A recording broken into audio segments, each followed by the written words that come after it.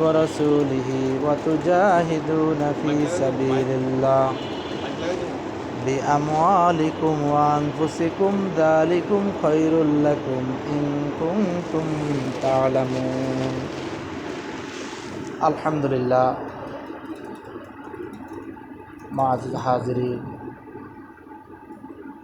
আল্লাহ পাকের লাখো কোটি শুকর যে আল্লাহ সুবহানাহু ওয়া তাআলা আমাদেরকে মাহে রমজান মাসের 12তম রমজানের রোজা রেখে আমরা আসরের নামাজ জামাতের সহিত আল্লাহ পাক পড়ার পর দাওয়াত তাবলীগের নিসবতে মাজবাতে বসার জন্য আল্লাহ রাব্বুল আলামিন আমাদেরকে সুযোগ করে দিয়েছেন। এই জন্য দিল থেকে সেই মহান আল্লাহ তাআলার দরবারে শুকর আদায় করি, আলহামদুলিল্লাহ। দিন আল্লাহ তাআলার কাছে অতি প্রিয়, দিন বড় মাহবুব। এই দিনের জন্য, ধর্মের জন্য, ইসলামের জন্য শুধু এই জমানা যে তা না, পূর্বের যুগ যুগ ধরে সমস্ত আম্বিয়া আলাইহিস সালাতু ওয়াস সালাম এক একজন নবী একই আওয়াজ লাগাইছিলেন, লা ইলাহা ইল্লাল্লাহ মুহাম্মাদুর রাসূলুল্লাহ। তারা আওয়াজ দিয়েছিল, ইয়া আইয়ুহান নাস কুলু লা ইলাহা ইল্লাল্লাহ তুফলিহুন। হে মানব সম্প্রদায়গণ, তোমরা আমার সাথে এই কালেমার আওয়াজ লাগাও, পড়ো, তো তোমরা সবাই সফলকাম হয়ে যাবে। তো কোনো নবী এই আওয়াজের পর আগুনের মধ্যে নিক্ষেপ করেছেন, নাম কি? ইব্রাহিম আলাইহিস সালাতু ওয়াস সালাম। কোনো নবী তো গাছের মধ্যে তো ঢুকেছিলেন, দ্বিখণ্ডিত হয়েছিলেন, হযরত জাকারিয়া আলাইহিস সালাতু ওয়াস সালাম। মুসা আলাইহিস সালাতু ওয়াস সালাম তো সেই নীল নদী পার হয়েছে, সেই ফেরাউন দুষ্টদের মোকাবেলায় অনেক মোকাবেলা করে। সমস্ত আম্বিয়া আলাইহিস সালাতু ওয়াস সালাম হতে আমাদের নবীর সময় ছিল কে? আবু জাহেল, তার চাচা। মুজাহাদা করছেন না, করেননি?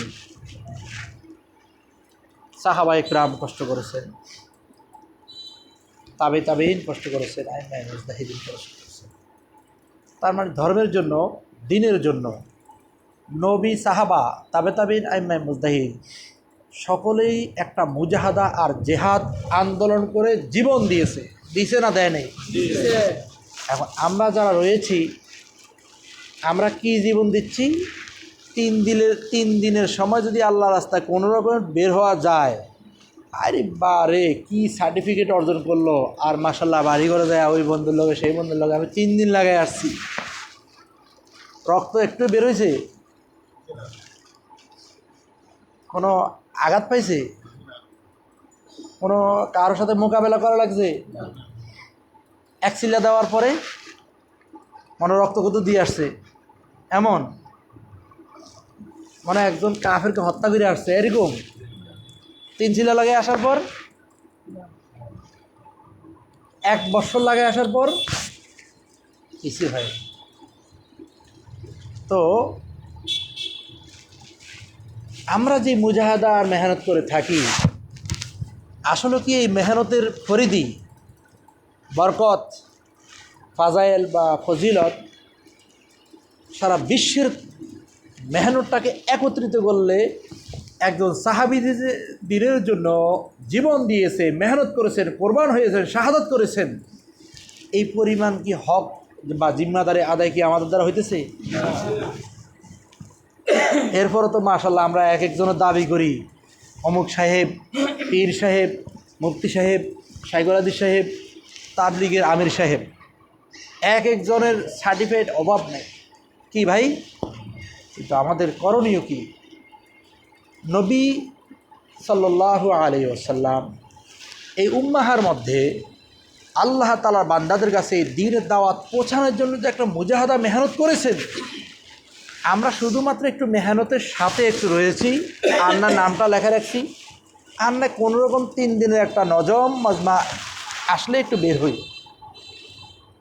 শুধুমাত্র এতটুকু হয়, আর বেশি হয়? আর না যদি বেশির থেকে একটু ধরে 1 চিল্লার জন্য বের হই, এর চেয়ে যদি একটু বেশি ধরে হয়তো 3 চিল্লার জন্য একটু বের হই, এছাড়া তো আর কোনো আমাদের কায়দা নেই, কিছু করতে পারি না। কিন্তু দেখেন এই এতটুকু করার পর তা আমি এরকম একদিন, তো আমি তরুণ ছিলাম, তখন আমি কিশোর হয়েছি, তো আমি এখন বালেগ হয়েছি, তো এখন আমি পরিপূর্ণভাবে আমাকে বিবাহ করানো হয়েছে, আমার ছেলে সন্তান হয়েছে, একদিন আমি বাবা হয়েছি, কিছুদিন পর তো আমি দাদা হয়েছি, এরপর তো আমি এরকমভাবে আমার চোখের ভুঁড়ি সাদা হয়ে গেছে, আমার হাতের পশম সাদা হয়ে গেছে, আমার চুল সাদা হয়ে গেছে, দাড়ি সাদা হয়ে গেছে, বুকের দিকে তাকালে দেখা যায় বুকের পশম পর্যন্ত সাদা হয়ে গেছে।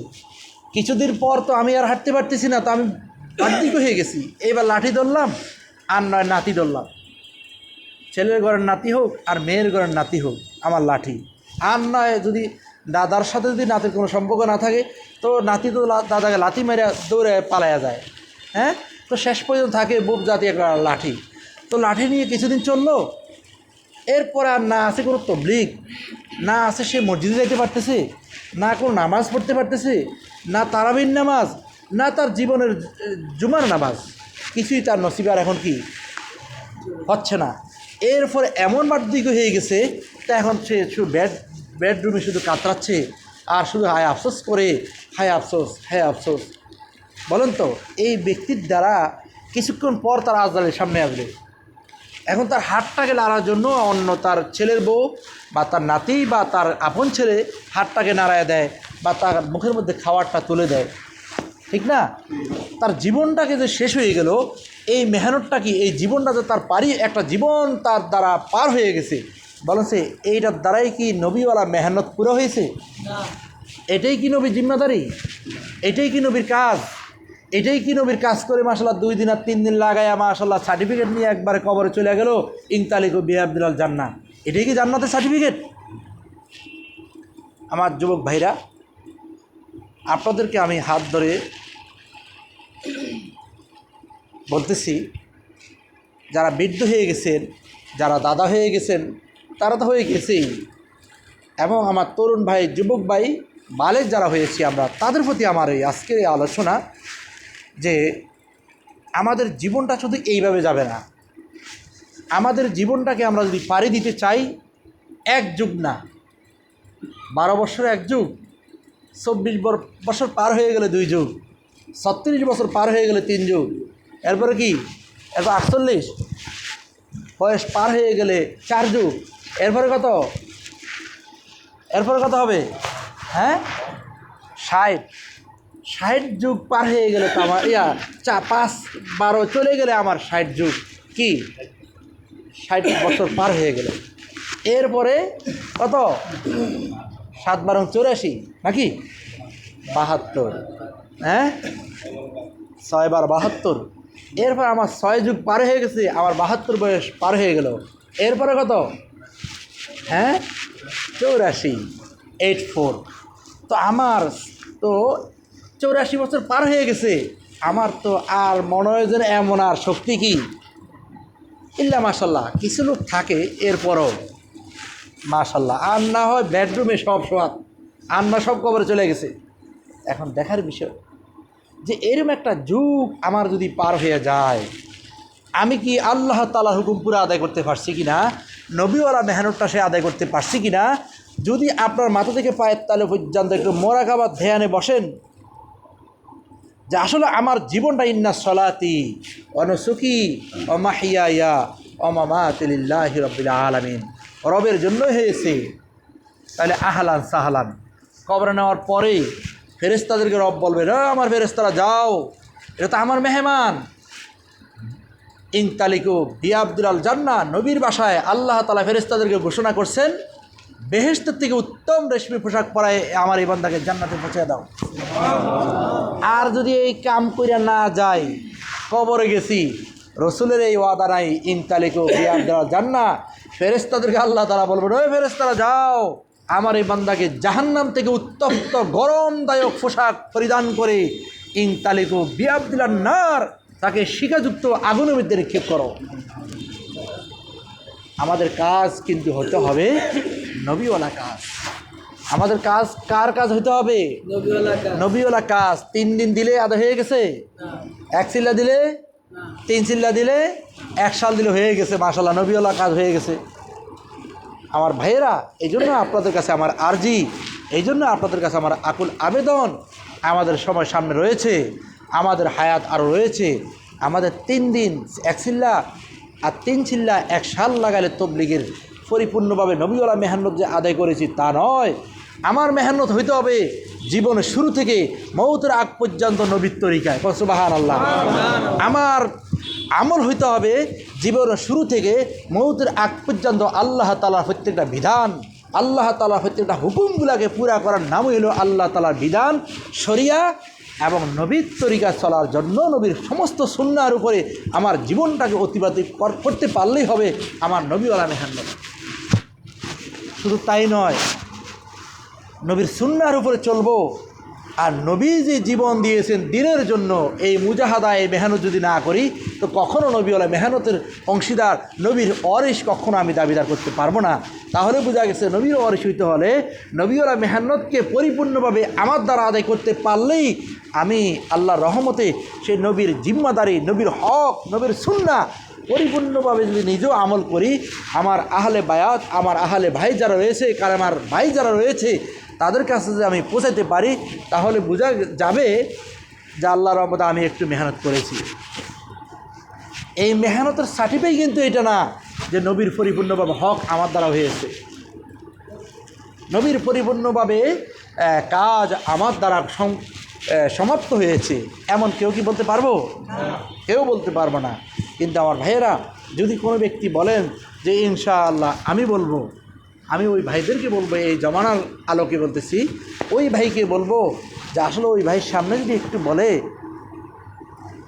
ছুরি একটা নিয়ে যদি সামনে আসে যে এই মুহূর্তে তোমাকে কতল, তুমি এক আল্লাহর দিন ছেড়ে দাও, তুমি নবীকে একটা গালি দাও, সামনে ডাইনে বামের সামনে তাকায় থাকবে আমার কালেমার ভাই তো কেউ নাই, যা আসে সবের দস্যু, আমার সামনে তো ছুরি, আর অসুবিধা গিয়ে একবার কমপক্ষে এদের সামনে একবার বইলে আমার জীবনটাকে বাঁচাই, এরপর আমি আল্লাহকেও মানবো, নবীকেও মানবো।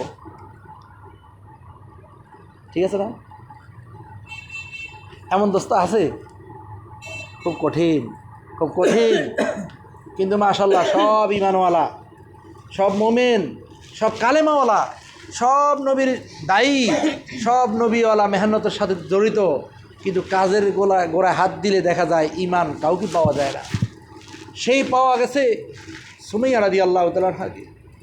সুমাইয়া রাদিয়াল্লাহু তাআলা আনহা দ্বীনের জন্য কোরবান করে দিয়েছেন, জীবনকে দিয়েছেন। শুধু মুহাম্মদ সাল্লাল্লাহু আলাইহি সাল্লামের ধর্ম অনুসরণ করেছেন, কালেমা পড়েছেন লা ইলাহা ইল্লাল্লাহ মুহাম্মাদুর রাসূলুল্লাহ, পড়ার পরপরই তারপরে কী নির্যাতন আসলো? আবু জাহিল্লার পক্ষ থেকে আসলো মুহাম্মদের ধর্ম গ্রহণকারিণী সেই সুমাইয়াকে এই মুহূর্তের জন্য তাকে নিয়ে আসো আমার সামনে। তখন যুবক কাফেরদের সকল যুবকদেরকে একত্রিত করলেন খালি এক মাঠের মধ্যে, পাহাড়ি এক জমির মধ্যে, চতুর্দিকে ঘিরাও দিয়ে রয়েছেন কাফেরদের যুবক সেনারা। আর আবু জাহিল্লা তো তার যুবকদেরকে পাঠানো হলো, যাও সুমাইয়াকে তার ঘর থেকে ধরে নিয়ে আসো আমার সামনে। যখন সুমাইয়া রাদিয়াল্লাহু তাআলা আনহাকে নিয়ে আসলো এক খালি ময়দানের মধ্যে, আর চতুর্দিকে কাফেরের যুবকেরা খুব হাতে তালে দিচ্ছে আর ঢোল আওয়াজ লাগিয়ে দিছে যে মুহাম্মদের ধর্মগ্রহণ করার কারণে এক মহিলাকে আজকে এখানে অপমানিত করা হবে। সকল মানুষ দেখার জন্য ওখানে ভিড় জমাইছিল। এরপর কি হলো? সুমাইয়া রাদিয়াল্লাহু তাআলা আনহাকে জমির মধ্যে শোয়ালেন, চতুর্দিকে বেষ্টনী হয়ে এলো কাফেরদের সেনারা, সেই আবু জাহিল্লার লস্করেরা, সকল কাফেরের যুবকেরা চতুর্দিকে তাকায় রয়েছে। তাই না, খেলা দেখাইলে কীভাবে তাকাতে মানুষ, আর শিশু বক্তা এলে মানুষ কীভাবে দৌড়ে যায়, হ্যাঁ?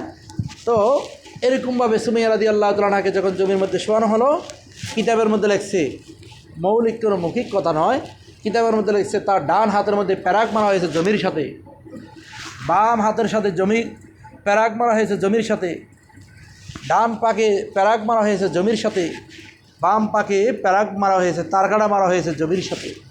এই অবস্থায় শোয়ার সুমাইয়া রাদিয়াল্লাহু তাআলা আনহার চোখে দিয়ে পানি জর্জরিত হচ্ছে, আর শুধু আকাশের দিকে, আসমানের দিকে তাকায় বলতেছে লা ইলাহা ইল্লাল্লাহ মুহাম্মাদুর রাসূলুল্লাহ লা ইলাহা ইল্লাল্লাহ মুহাম্মাদুর রাসূলুল্লাহ লা শারীকা লাক লাব্বাইক ইয়া আল্লাহ লা শারীকা লাক আশহাদু আল্লা ইলাহা ইল্লাল্লাহ ওয়া আশহাদু আন্না মুহাম্মাদান আবদুহু ওয়া রাসূলুহু। আমি সাক্ষ্য দিতেছি আল্লাহ ছাড়াও অদ্বিতীয় কোনো মাবুদ নাই। হযরত মুহাম্মদ মুস্তাফা সাল্লাল্লাহু আলাইহি সাল্লাম আল্লাহ তাআলার বান্দা এবং রাসূল। তিনি আওয়াজ লাগালেন। আবু জাহেল্লা বললেন, হ্যাঁ সুমাইয়া, ডানে বামে সামনে পেছনে তোমার উপরে নিচে কেউ নাই, একমাত্র আমি রয়েছি। তুমি একমাত্র এই মুহূর্তের জন্য তোমার মুহাম্মদ ধর্মকে অস্বীকার করো, এক আল্লাহর গোলামি করাকে তুমি ত্যাগ করো, তাহলে তোমার রক্ষা আছে। সুমাইয়া রাদিয়াল্লাহু তাআলার সাথে সাথে চক্ষু পানি ছেড়ে দিলেন, আওয়াজ দিলেন, ইয়া আল্লাহ, আজকের এই দৃশ্য, আজকের এই অবস্থান, রব তুমি দেখতেছো আমার অপরাধ কী। চোখের পানি ছেড়ে দিয়ে আবার বললেন, আশহাদু আল্লা ইলাহা ইল্লাল্লাহ ওয়া আশহাদু আন্না মুহাম্মাদান আবদুহু ওয়া রাসূলুহু। সেকেন্ডবার আবার বলল আবু জাহেল্লা, হে সুমাইয়া, তুমি যদি বাঁচতে চাও আমার এই তরবারি থেকে, তাহলে এক মুহাম্মাদের ধর্মকে ত্যাগ করো আর আল্লাহর গোলামিকে তোমার অন্তর থেকে ছেড়ে দাও। সুমাইয়া রাদিয়াল্লাহু তাআলা আনহা আবার চোখের পানি ছেড়ে দিয়ে আওয়াজ লাগালেন, আশহাদু আল্লা ইলাহা ইল্লাল্লাহ, আমি সাক্ষ্য দিতেছি আল্লাহ ছাড়া অদ্বিতীয় কোনো মাবুদ নাই, হযরত মুহাম্মদ মুস্তাফা সাল্লাল্লাহু আলাইহি সাল্লাম আল্লাহ তাআলার বান্দা ও রাসূল। তৃতীয়বার আবার জিজ্ঞাসা করলেন, হে সুমাইয়া, আমার এই তরবারি থেকে তোমরা যদি বাঁচতে চাও তাহলে মুহাম্মদের ধর্মকে অনুসরণ করা ত্যাগ করো, এক আল্লাহ তাআলাকে তুমি আল্লাহ তাআলার গোলামি করাকে ছেড়ে দাও। সুমাইয়া রাদিয়াল্লাহু তাআলা আওয়াজ একটাই দিলেন, একই আওয়াজ দিলেন আরবিতে, তার বাংলা বলে, এক মুহূর্তের জন্য আমার রসুলকে আমার অন্তর থেকে ছাড়তে পারি না, এক আল্লাহ তাআলার গোলামি আমার দ্বারা কোনো অস্বীকার করার কোনো সুযোগ নেই। সাথে সাথে আবু জাহেল্লা একটা তলোয়ার নিয়ে তাকে মেরে তো শাহাদাত বরণ করে দিয়েছে। দোস্ত, সুমাইয়া রাদিয়াল্লাহু তাআলা আনহার এই ইতিহাসের দিকে তাকান, তিনি দেখলেন তার সঙ্গী কালেবার সাথে কেউ নাই।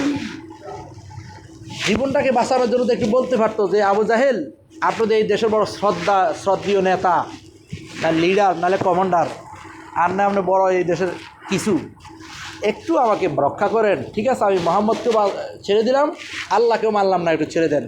কি সুমাইয়া রাদিয়াল্লাহু তাআলা আনহা কি বলতে পারতো না? পারতো।